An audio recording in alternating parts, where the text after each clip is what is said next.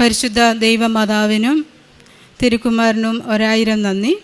ഞാൻ 2020 ജനുവരി 4-ാം തീയതിയാണ് ഇവിടെ ഉടമ്പടി എടുത്തത്. പത്തനംതിട്ട ജില്ലയിൽ നിന്ന് വരുന്നു. ഞാൻ യൂട്യൂബ് വഴി അച്ഛൻ്റെ ധ്യാനങ്ങൾ തുടർച്ചയായിട്ട് കേൾക്കുകയും പ്രസംഗങ്ങൾ കേൾക്കുകയും അങ്ങനെയാണ് ഞാൻ കൃപാസനത്തെ പറ്റി ആദ്യമേ തന്നെ അറിയുന്നത്. എൻ്റെ പേര് ബിജി, ഹസ്ബൻഡിൻ്റെ പേര് ജോസ്. ഞങ്ങൾ ഈ 2020 സമയങ്ങളിൽ ഞങ്ങളുടെ കുടുംബത്തിൽ വളരെയേറെ ബുദ്ധിമുട്ടും പ്രയാസങ്ങളും വിഷമഘട്ടത്തിൽ കൂടിയാണ് ഞങ്ങൾ കടന്നു പോയിക്കൊണ്ടിരിക്കുന്നത്. ഭയങ്കര ഒരു മാനസിക പ്രശ്നങ്ങളും പറഞ്ഞറിയിക്കാൻ പുറത്തു പറയാൻ പറ്റാത്ത രീതിയിലുള്ള പ്രശ്നങ്ങളിൽ കൂടെ നടന്ന് പോയിക്കൊണ്ടിരിക്കുമ്പോഴാണ് ഞാൻ അച്ഛൻ്റെ ധ്യാനങ്ങൾ കേൾക്കുകയും അച്ഛൻ്റെ പ്രസംഗങ്ങളും ഒക്കെയും കേൾക്കുകയും എനിക്ക് അതുവഴി ഒരു വിശ്വാസം വരികയും അങ്ങനെ ഞാൻ 2020 ജനുവരി 4-ാം തീയതി ഇവിടെ വന്ന് ഉടമ്പടി എടുക്കുകയും ചെയ്തു. ഉടമ്പടി പ്രകാരം ഞാൻ ജീവിതം മുന്നോട്ട് കൊണ്ടുപോയി. ദിവസേന 5:30-ക്കുള്ള പ്രാർത്ഥനയും സന്ധ്യാപ്രാർത്ഥനയും ഒന്നും മുടക്കിയിട്ടില്ല. ഉപവാസവും ഒക്കെയും കറക്റ്റ് സമയത്ത് ഉപവാസത്തോടെ ഇരുന്ന് ബൈബിൾ വായിക്കുകയും പ്രാർത്ഥിക്കുകയും എല്ലാ ആഴ്ചയിലും 1-2 ദിവസം ഉപവാസം എടുക്കുകയും പ്രാർത്ഥന ചിട്ടയായ രീതിയിൽ കൂടി മുന്നോട്ട് കൊണ്ടുപോവുകയും ചെയ്തു. അങ്ങനെ പതിയെ ഞങ്ങളുടെ കുടുംബത്തിൽ ഒരു സമാധാനം പുനഃസൃഷ്ടിക്കുക തന്നെ ചെയ്തു. അതായത് ഏകദേശം ഒരു 20 വർഷത്തോളം എൻ്റെ ഹസ്ബൻഡ് മദ്യപാനത്തിനൊരടിമയായിരുന്നു. പല രീതിയിൽ അത് മദ്യപാനം മാറ്റണമെന്ന് അദ്ദേഹത്തിന് തന്നെ ആഗ്രഹം ഉണ്ടായിരുന്നു, എങ്ങനെയെങ്കിലും ഇതൊന്ന് മാറ്റണമെന്നുള്ളത്. പക്ഷേ പറയും ഇനിയും കഴിക്കില്ല എന്ന് പറഞ്ഞാലും പക്ഷേ ഏതെങ്കിലും ഒരു സമയത്ത് അത് വീണ്ടും അങ്ങ് തുടർന്നുകൊണ്ട് പോകുന്ന ഒരവസ്ഥയായിരുന്നു. പക്ഷേ ഞങ്ങളുടെ ഈ പ്രാർത്ഥന നമ്മുടെ ബൈബിളിൽ, വിശുദ്ധ ബൈബിളിൽ പറയുന്ന പോലെ മുമ്പേ എൻ്റെ കുടുംബം ക്രമീകരിക്കുക എന്നുള്ള ഒരു വചനത്തിൽ തന്നെ ഞാൻ ഉറച്ചു നിന്ന് അത് വായിച്ച് അങ്ങനെ ഈ പ്രാർത്ഥനയിൽ കൂടി ഞങ്ങളുടെ കുടുംബം ക്രമീകരിക്കുകയും അദ്ദേഹത്തിന് ഇതിലൊരു വിശ്വാസം വരികയും പ്രാർത്ഥനയിൽ എൻ്റെ ഒപ്പം കൂടി ഇരുന്ന് 5:30-ക്കൊക്കെ എഴുന്നേറ്റ് ഞങ്ങൾ പ്രദക്ഷിണ പ്രാർത്ഥന ചൊല്ലുകയും എങ്ങോട്ട് പോകുമ്പോഴും ആദ്യമേ പ്രദക്ഷിണ പ്രാർത്ഥന ചൊല്ലി പോവുകയും അങ്ങനെ ആ ഒരു പ്രാർത്ഥനയിൽ എൻ്റെ ഒപ്പം കൂടെ നിൽക്കുവാനും തുടങ്ങി. അതിൻ്റെ ഫലമായി 2022 അദ്ദേഹം പൂർണ്ണ വിശ്വാസത്തോടെ ഇവിടെ വരികയും അദ്ദേഹത്തിന് സ്വന്തം പേരിൽ തന്നെ ഒരു ഉടമ്പടി എടുക്കുകയും അതിനുശേഷം ആ ഉടമ്പടി അതേ പ്രകാരം തന്നെ അദ്ദേഹം പാലിക്കുകയും ചെയ്തു. അങ്ങനെ ആ ഒരു മദ്യപാനം എന്നുള്ള ഒരു പൈശാചികമായ ആസക്തിയിൽ നിന്ന് ഞങ്ങളുടെ കുടുംബം എന്നേക്കുമായ ഒരു മോചനം ലഭിച്ചു. ഇപ്പോൾ ഒരു ഏകദേശം എനിക്ക് തോന്നി ഒരു വർഷം അല്ല 2 വർഷത്തോളം ഞങ്ങളുടെ കുടുംബത്തിൽ ഈ മദ്യപാനത്തിൻ്റെ ഒരു പൈശാചിക ശക്തിയില്ല. ഞങ്ങൾക്കിപ്പം സമാധാനത്തോടെ കഴിയുവാൻ സഹായിക്കുന്നു. അത് ഏറ്റവും വലിയൊരു അനുഗ്രഹമാണ് ഞങ്ങളുടെ കുടുംബത്തിൽ ലഭിച്ചിരിക്കുന്നത്. രണ്ടാമതായി എനിക്ക് പറയാനുള്ളത്, എനിക്ക് മൂത്ത ഒരു കുഞ്ഞൂടുണ്ട്, 10 വയസ്സുണ്ട്. അതിനുശേഷം ഞങ്ങൾക്ക് ഒരു കുഞ്ഞ് വേണമെന്ന് ആഗ്രഹമുണ്ടെങ്കിലും ഞങ്ങളുടെ കുടുംബത്തിലെ ഈ ഒരു അസമാധാനം കാരണം ഞങ്ങൾക്കത് ലഭിച്ചില്ല. പലപ്പോഴും പല സ്ഥലങ്ങളിലായി മാറി നിൽക്കുകയും ഒക്കെ ആയിരുന്നു. അത് കാരണം ഞങ്ങൾക്ക് രണ്ടാമതൊരു കുഞ്ഞിനെ ലഭിച്ചില്ല. പക്ഷേ ഈ ഒരു ഉടമ്പടിയിലൂടെ ഹസ്ബൻഡും വന്ന് കുടുംബസമാധാനം വീണ്ടും വീണ്ടും നല്ല കിട്ടുക വഴി ഞങ്ങൾക്ക് ഒരു കുഞ്ഞൂടെ ലഭിച്ചു. ഇപ്പോൾ കുഞ്ഞിന് 6 മാസം കംപ്ലീറ്റ് ആയിരിക്കുന്നു. മൂന്നാമതായുള്ള ഒരു വലിയൊരു അനുഗ്രഹം എന്ന് പറയുന്നത്, എൻ്റെ ഹസ്ബൻഡ് ആർമിയിലാണ് ജോലി ചെയ്യുന്നത്.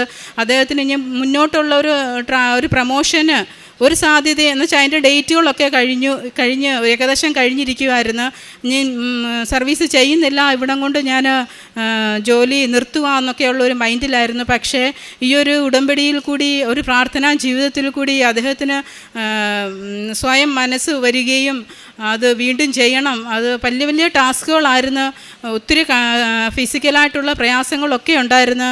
അത് ചെയ്യാനുള്ള ആരോഗ്യസ്ഥിതികളും ഒന്നും തന്നെ ഇല്ലായിരുന്നെങ്കിലും ഓരോ ഘട്ടങ്ങളിലും മാതാവ് തന്നെ കൂടെ ഇരുന്ന് മാതാവിൻ്റെ മധ്യസ്ഥതയിൽ ഞങ്ങൾ അഭയം തേടി മാതാവ് തന്നെ എല്ലാ ടെസ്റ്റുകളും പരീക്ഷകളും എല്ലാം പെട്ടെന്ന് തന്നെ ഞങ്ങൾക്ക് സാധിച്ചു തന്ന് ഏകദേശം ഒരു 6 മാസം കൊണ്ട് തന്നെ അദ്ദേഹത്തിന് ഈ 6 മാസം കൊണ്ട് തന്നെ എല്ലാ ടെസ്റ്റുകളും ആദ്യം മുതലേ മുടങ്ങിക്കിടന്ന പ്രൊമോഷൻ്റെ എല്ലാ ടെസ്റ്റുകളും ഒരു 6 മാസം കൊണ്ട് തന്നെ 3 ട്രെയിനിങ്ങും 2-3 ടെസ്റ്റുകളും എല്ലാം ഈ 6 മാസത്തിനുള്ളിൽ തന്നെ അത് അദ്ദേഹം എഴുതി അത് പാസ്സാകുകയും ഫിസിക്കൽ ടെസ്റ്റും എല്ലാം ക്ലിയർ ചെയ്യും. ഒരിക്കലും അത് കിട്ടുമോയെന്ന് ഞങ്ങൾ പ്രതീക്ഷിച്ചതല്ല. സർവീസ് തീർന്നു എന്ന് തന്നെ വിചാരിച്ചിരുന്ന സ്ഥാനത്ത് മാതാവ് ഇടപെട്ട് അതെല്ലാം പെട്ടെന്ന് തന്നെ പെട്ടെന്ന് വെച്ചാൽ പെട്ടെന്ന് തന്നെ ഞാൻ ആ സമയത്ത് പ്രഗ്നൻ്റ് ആയിരുന്നു. എങ്കിലും അദ്ദേഹം ആ കോഴ്സുകളെല്ലാം ഫിസിക്കൽ ടെസ്റ്റും റിട്ടേൺ ടെസ്റ്റും എല്ലാം പെട്ടെന്ന് തന്നെ ചെയ്ത് അദ്ദേഹം കഴിഞ്ഞ മാസവും പ്രമോഷനുമായി. അങ്ങനെ അതും ഞങ്ങൾക്ക് മൂന്നാമത്തെ ഒരു വലിയൊരു അനുഗ്രഹമാണ് ഞങ്ങളുടെ കുടുംബത്തിന് ലഭിച്ചത്. ഇത് നമുക്ക് കേൾക്കുമ്പോൾ നിസ്സാരമായി തോന്നും. പക്ഷേ ഞങ്ങൾ അനുഭവിച്ച ഈ 2011 കല്യാണം കഴിഞ്ഞത്. അതിനുശേഷം 2020 വരെ പോയ കാലയളവിലെ പ്രയാസങ്ങളെല്ലാം ആ ഉടമ്പടി എടുത്തതിന് ശേഷം ഈ 5 വർഷങ്ങൾ കൊണ്ട് പൂർണ്ണമായും എല്ലാം മാറി.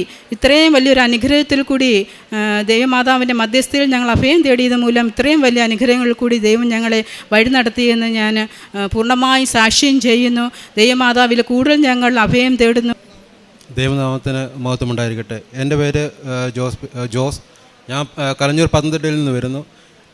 കൃപാസനത്തിലൂടെ മാതാവിൻ്റെ എല്ലാ കൃപകളും അനുഗ്രഹങ്ങളും ലഭിച്ച എനിക്കും എൻ്റെ കുടുംബത്തിനും മാതാവിനും തിരുകുമാരനും 1000 കൂടി നന്ദി പറയുന്നു. കുമ്പസാരങ്ങൾ ഒന്നും മുടക്കാറില്ല.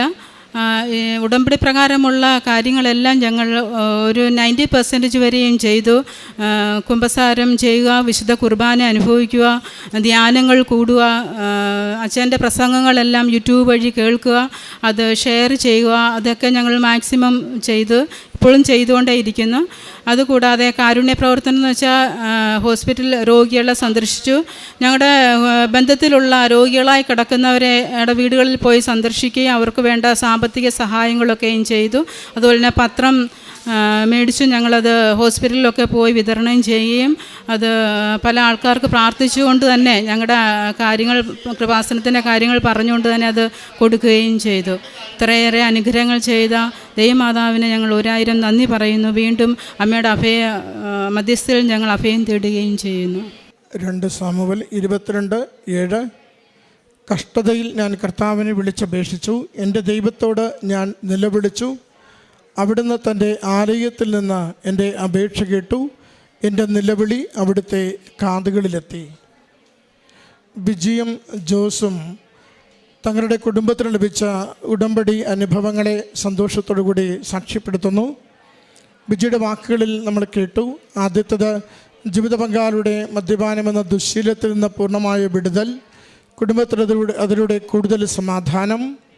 രണ്ടാമത്തത് 10 വർഷമായി ഒരു കുഞ്ഞിന് വേണ്ടി ആഗ്രഹിച്ചു കൊണ്ടിരുന്നത് അമ്മ മാതാവിൻ്റെ ഉടമ്പടി എടുത്ത് ജീവിച്ചതിലൂടെ രണ്ടാമതൊരു കുഞ്ഞിനെ ഈ കുടുംബത്തിന് നൽകി സഹായിച്ചത്, അനുഗ്രഹിച്ചത്.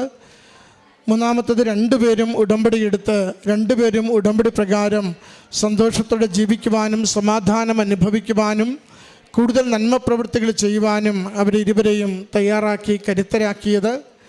4 ഏതാണ്ട് ജോലി നിർത്താം എന്ന് കരുതി നിന്നിരുന്ന ജോസ് പ്രൊമോഷൻ്റെ ടെസ്റ്റുകളൊക്കെ വിജയിച്ച് ആർമിയിൽ വീണ്ടും പ്രൊമോഷനോടുകൂടി ജോലി തുടരുവാൻ തീരുമാനമെടുക്കുകയും അതിൻ്റെ എല്ലാ സാഹചര്യങ്ങളും അമ്മ മാതാവ് ആ കുടുംബത്തിനും സഹോദരനും ഒരുക്കി കൊടുത്തതിന് നന്ദി പറഞ്ഞുകൊണ്ട് സാക്ഷ്യപ്പെടുത്തുന്നു. പ്രിയമുള്ളവരെ, ഈ വാക്കുകളിൽ നമ്മൾ കേട്ടു എത്ര കണ്ട് അസ്വസ്ഥതയിലാണ് ഒരു കുടുംബം അമ്മയുടെ തിരുനടയിൽ വന്ന് ജീവിതത്തെ കൊടുത്തുകൊണ്ട് അമ്മ വഴി ഈശോയുടെ സമാധാനം, ഈശോയുടെ സ്നേഹം, ഈശോയുടെ ഇടപെടൽ ആഗ്രഹിച്ചുകൊണ്ട് പ്രാർത്ഥിക്കുന്നതെന്ന്. അത് ബിജി ഇടയ്ക്ക് പറഞ്ഞു. ഏതാണ്ട് 90% ഉടമ്പടി വിശ്വസ്തയോടെ ജീവിക്കുവാൻ ഞങ്ങളെപ്പോഴും ശ്രദ്ധിച്ചിരുന്നുവെന്ന്. നമ്മുടെ ഭാഗത്തു നിന്ന് ഉടമ്പടിയുടെ വിശ്വസ്തതയ്ക്ക് വേണ്ടി നാം ചെയ്യുന്ന ത്യാഗങ്ങളൊക്കെയും ദൈവത്തിൻ്റെ നിക്ഷേപപാത്രത്തിൽ നമുക്കുള്ള അനുഗ്രഹങ്ങൾക്കുള്ള കാരണങ്ങളായി മാറിക്കൊണ്ടിരിക്കുന്നു. അതുകൊണ്ട് നാം ഒരു ത്യാഗം പോലും ദൈവം കാണാതെ ഇരിക്കുന്നില്ല, അറിയാതിരിക്കുന്നില്ല. നമ്മുടെ ഒരു കണ്ണീര് പോലും പാഴാവുന്നില്ല. അവ കുപ്പിയിൽ ശേഖരിക്കുന്ന അലച്ചിലുകൾ അറിയുന്ന തമ്പുരാൻ നമ്മൾ ദൈവസന്നിധിയിലേക്ക് ശുദ്ധീകരിച്ച് സ്വയം സമർപ്പിക്കുമ്പോൾ നമ്മുടെ ജീവിതത്തെ കൃപകൾ കൊണ്ട് നിറച്ച് അതിന് വേണ്ടുന്ന അനുഗ്രഹങ്ങൾ തക്ക സമയത്ത് നൽകി മുന്നോട്ട് നയിച്ചു കൊണ്ടിരിക്കും.